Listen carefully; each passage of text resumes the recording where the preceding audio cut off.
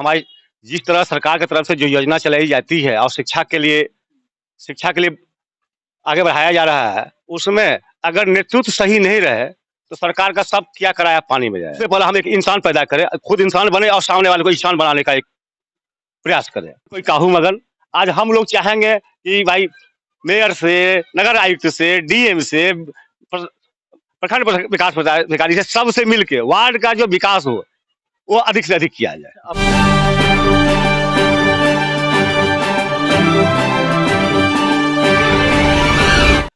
नमस्कार, बिहार मिथिला न्यूज में आपका स्वागत है। मैं हूं मनोज। मेयर के प्रत्याशियों के बयान सुनाने के बाद अब महत्वपूर्ण होता है, जब भी मेयर अगर किसी नगर निगम के बनते हैं तो उनके काम चलाना पड़ता है सक्षम, बुद्धिमान और कर्मठ पार्षदों से।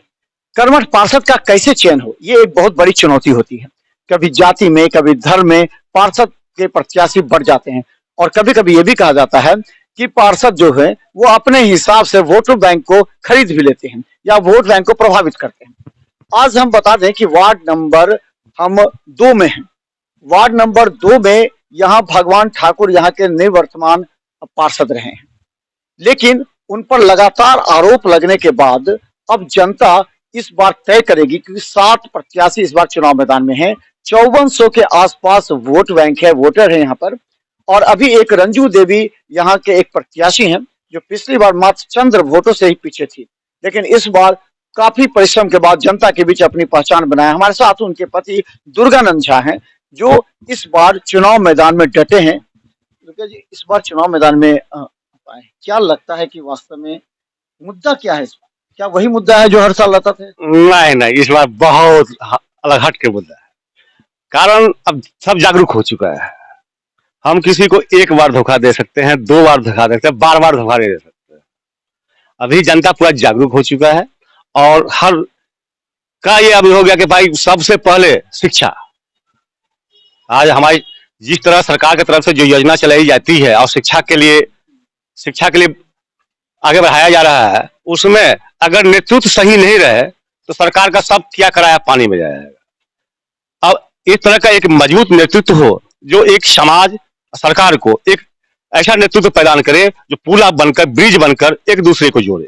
दुर्गा जी, लगता है कि चुनाव में जाति में वोट बढ़ जाते हैं, प्रत्याशी अपने अपने तरीके से कहते हैं कि नहीं हमारे जाति का इतना वोट है, उसी पर काम करेंगे, बाकी वोट दे ना दे हमको कोई मतलब नहीं, हम उसी से जीत जाएंगे तो बाकी के लिए क्या काम करें। क्या आपके वार्ड में इस तरह का है, जाति पर वोट बटेगा या फिर? अभी तक तो यही होता रहा है। हम लोग इससे अलग हट के काम करना चाहते हैं।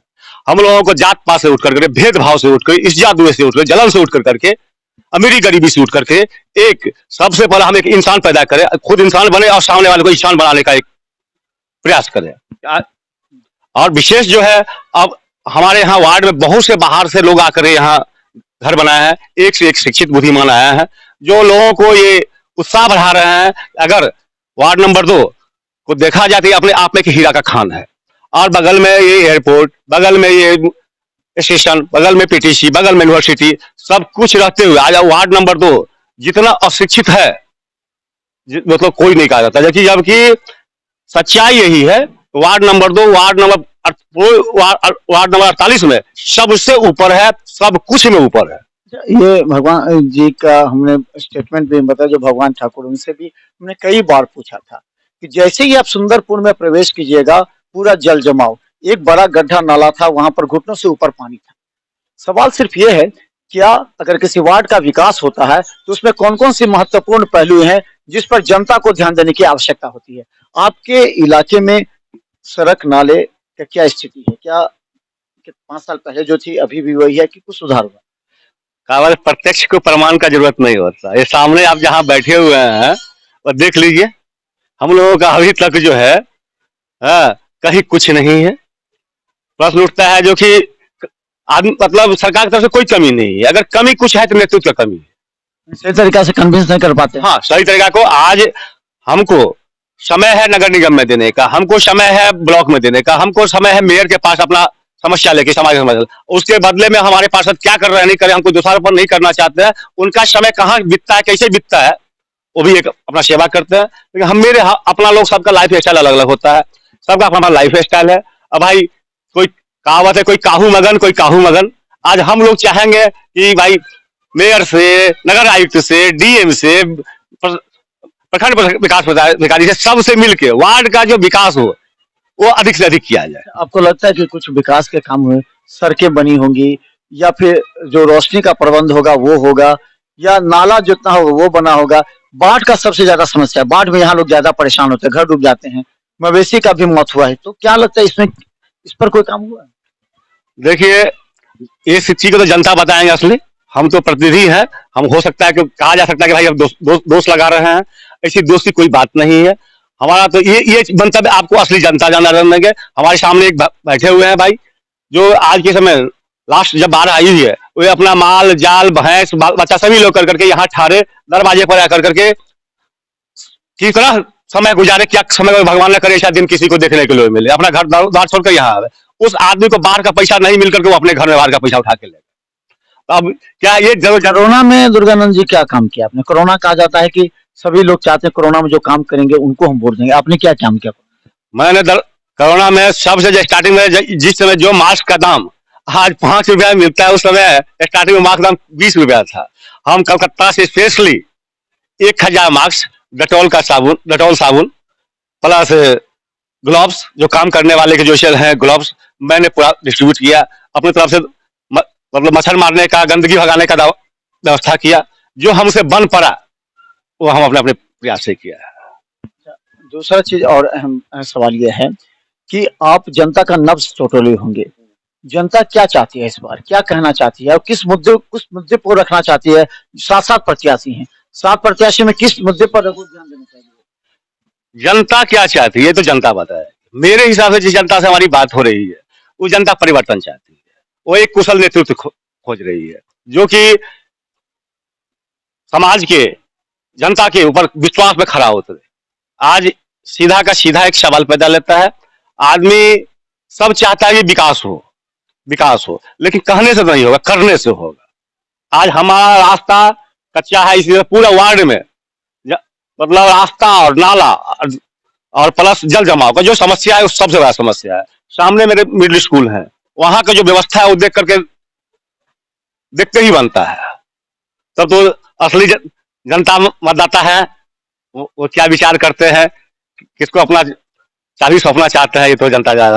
अंतिम सवाल ये पूछना चाहते हैं कि आप अब क्या कमिटमेंट करना चाहते हैं? सबका अपना अपना आइडियोलॉजी होता है, आपका क्या आइडियोलॉजी है? क्या आप नगर निगम में पर्दा हटा करके अंदर जाकर के नगर आयुक्त से बात कर अपने वार्ड की समस्या को रखेंगे? क्योंकि भगवान ठाकुर का तो नहीं लगता है कि वो कभी पर्दा भी उठा करके बात किए होंगे अपनी समस्या के लिए। क्या आप बात करेंगे यहाँ की समस्या के लिए? 12 बजे रात में क्या टेलीफोन कॉल उठाएंगे जनता का? क्या आप आवेदन लिख करके किसी जनता की समस्या होगी तो आप कर पाएंगे? इन सब बातों को जनता देखेगी। निश्चय जनता को देखना चाहिए, तभी अपने बुद्धिमानी से ही जनता अपना प्रतिनिधि को चुनाव करे, जो प्रतिनिधि अपने कर्तव्य को समझे और अपने अधिकार को समझे। अपने अधिकार को समझे। पहले कोई कॉल उठाते हैं 12 बजे रात में बगैर कोई? देख आप ये अरे मतलब ये कि भाई फोन नहीं भी करे, कहीं से हमारे कान में आ जाना चाहिए। फोन करे तो वेल एंड गुड, स्वागत है, अदरवाइज जो है सो ऐसे भी किसी कोना से आया तो हम खड़ा हो जाएंगे। हाँ, तो आज 15 अगस्त को यहाँ से हम गए, रात में हमारे घर में चोरी हुई है। यहाँ हम झंडा फहरा करके स्कूल में झंडा फहराया है, छठी पर झंडा फहराया है, सभी को प्रसाद बांटे हैं। रात में निकले, हमारे घर में ताला तोड़ करके पूरा का पूरा चोरी हुआ है। आज हम लोग बाहर जाते सुरक्षित नहीं रह पाते हैं। बहुत से लोग ऐसे हैं भाई, किसी के यहाँ शादी, किसी के यहाँ उपनयन, किसी के यहाँ कुछ ना कुछ काम लगा रहता है। सुरक्षा के लिए आप काम? सुरक्षा के लिए जो है सबसे बड़ा ये यहाँ का एक सुरक्षा भी एक बहुत बड़ा मुद्दा हो गया है। तो हम बता दें कि वार्ड नंबर 2 में है और दुर्गानंद झा है। हालांकि ये बाहर रहते थे, तो इनका एक आइडियोलॉजी है कि जो यहाँ के निवासी हैं, वार्ड 2 के निवासी हैं, उनको पूरी तरह सुरक्षा प्रदान करेंगे। इसके अलावा अगर किसी को 12 बजे रात में भी आवश्यकता पड़ेगी तो टेलीफोन कॉल्स वो उठाएंगे, उसको मदद करेंगे। इसके अलावा ये होगा कि अगर किसी को आवेदन लिखना, क्योंकि बहुत महत्वपूर्ण होता है, ज्यादा अशिक्षित होते हैं, इनको आवेदन लिखने आता है, तो पहुंचते हैं वार्ड पार्षद के पास। वार्ड पार्षद आवेदन लिखेंगे, थाना पर जाकर आपकी मदद करेंगे। हर तरह के आश्वासन के बीच आज दुर्गानंद झा खड़े हैं। देखना है कि आने वाले समय में क्या करते हैं। 20 तारीख के बाद हम बताएंगे वार्ड 2 में कौन कौन है रेस में और कौन कौन चल रहे हैं पीछे। बिहार मित्र न्यूज को खबर को देखें और जरूर शेयर करें, क्योंकि आप एक अच्छा जनप्रतिनिधि चुन सकते हैं अपने हित के लिए। धन्यवाद।